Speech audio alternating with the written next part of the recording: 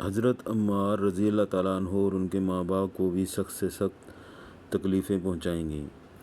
مکہ کی سخت گرم اور ریتلی زمین میں ان کو عذاب دیا جاتا اور حضور اقدس صلی اللہ علیہ وسلم کا اس طرف گزر ہوتا تو صبر کی تلقین فرماتے اور جنت کی بشارت فرماتے۔ آخر ان کے والد یاسر رضی اللہ تعالیٰ عنہ اس حالت تکلیف میں وفات پا گئے کہ ظالموں نے مرنے تک چین نہ لینے دیا اور ان کی والدہ حضرت سمیہ رضی اللہ تعالیٰ عنہ کی چرمگاہ میں ابو جہل ملعون نے برچھا مارا، جس سے وہ شہید ہو گئی، مگر اسلام سے نہ ہٹی۔ حالانکہ بوڑھی تھی، ضعیف تھی، مگر اس بد نصیب نے کسی چیز کا بھی خیال نہیں کیا۔ اسلام میں سب سے پہلی شہادت ان کی ہے اور اسلام میں سب سے پہلی مسجد حضرت عمار رضی اللہ تعالیٰ عنہ کی بنائی ہوئی ہے۔ جب حضور اقدس صلی اللہ علیہ وآلہ وسلم ہجرت فرما کر مدینہ تشریف لے گئے تو حضرت عمار رضی اللہ تعالیٰ عنہ نے کہا کہ حضور صلی اللہ علیہ وسلم کے لیے ایک مکان سایہ کا بنانا چاہیے جس میں تشریف رکھا کریں، دوپہر کو آرام فرما لیا کریں اور نماز بھی سایہ میں پڑھ سکیں۔ تو قباء میں حضرت عمار رضی اللہ تعالیٰ عنہ نے اول پتھر جمع کیے اور پھر مسجد بنائی۔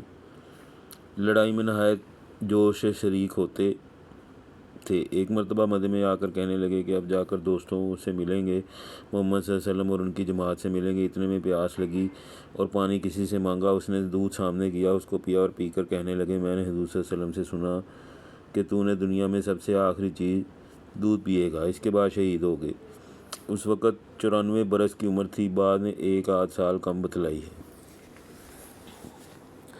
حضرت صہیب رضی اللہ تعالیٰ عنہ کا اسلام لانا۔ حضرت صہیب رضی اللہ تعالیٰ عنہ بھی حضرت عمار رضی اللہ تعالیٰ عنہ کے ساتھ مسلمان ہوئے۔ نبی اکرم صلی اللہ علیہ وآلہ وسلم حضرت ارقم رضی اللہ تعالیٰ عنہ صحابی کے مکان پر تشریف فرما تھے کہ یہ دونوں حضرات علیحدہ علیحدہ حاضر خدمت ہوئے اور مکان کے دروازہ پر دونوں اتفاقیہ اکٹھے ہو گئے۔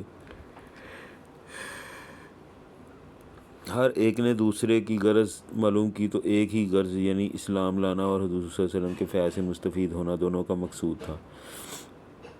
اسلام لائے اور اسلام لانے کے بعد جو اس زمانہ میں اس قلیل اور کمزور جماعت کو پیش آتا تھا وہ پیش آیا۔ ہر طرح ستائے گئے، تکلیفیں پہنچائی گئیں، آخر تنگ آ کر ہجرت کا ارادہ فرمایا تو کافروں کو یہ چیز بھی گوارا نہ تھی کہ یہ لوگ کسی دوسری ہی جگہ جا کر آرام سے زندگی بسر کر لیں، اس لیے جس کسی کی ہجرت کا حال معلوم ہوتا تھا اس کو پکڑنے کی کوشش کرتے تھے کہ تکالیف سے نجات نہ پا سکے۔ چنانچہ ان کا بھی پیچھا کیا گیا اور ایک جماعت کو ان کو پکڑنے کے لیے گئی۔ انہوں نے اپنا ترکش سنبھالا جس میں تیر تھے۔ ان لوگوں سے کہا کہ دیکھو تمہیں معلوم ہے کہ میں تم سے زیادہ بہتر تیر انداز ہوں، اتنے ایک بھی تیر میرے پاس باقی رہے گا تم لوگ مجھ تک نہ آ سکو گے، اور جب ایک بھی تیر نہ رہے گا تو میں اپنی تلوار سے مقابلہ کروں گا، یہاں کہ تلوار بھی میرے ہاتھ میں نہ رہے۔ اس کے بعد جو تم سے ہو سکے کرنا، اس لیے اگر چاہو تو اپنی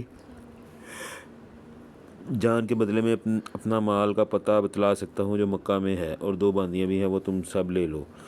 اس پر وہ لوگ راضی ہو گئے اور اپنا مال دے کر جان چھڑائی۔ اسی بارے میں آیت پاک وَمِنَ النَّاسِ مَن يَشْرِي نَفْسَهُ ابْتِغَاءَ مَرْضَاتِ اللَّهِ وَاللَّهُ رَءُوفٌ بِالْعِبَادِ نازل ہوئی۔ بعض لوگ ایسے ہیں جو اللہ کی رضا کے واسطے اپنی جان کو خرید لیتے ہیں اور اللہ تعالیٰ بندوں پر مہربان ہے۔ حضور صلی اللہ علیہ وسلم اس وقت قباء میں تشریف فرما تھے۔ صورت دیکھ کر ارشاد فرمایا کہ نفع کی تجارت کی۔ صہیب رضی اللہ تعالیٰ عنہ کہتے ہیں کہ حضور صلی اللہ علیہ وسلم اس وقت کھجور نوش فرما رہے تھے اور میری آنکھ دکھ رہی تھی، میں بھی ساتھ کھانے لگا۔ حضور صلی اللہ علیہ وسلم نے فرمایا آنکھ تو دکھ رہی ہے اور کھجوریں کھاتے ہو؟ میں نے عرض کیا حضور صلی اللہ علیہ وسلم اس آنکھ کی طرف سے کھاتا ہوں جو تندرست ہے۔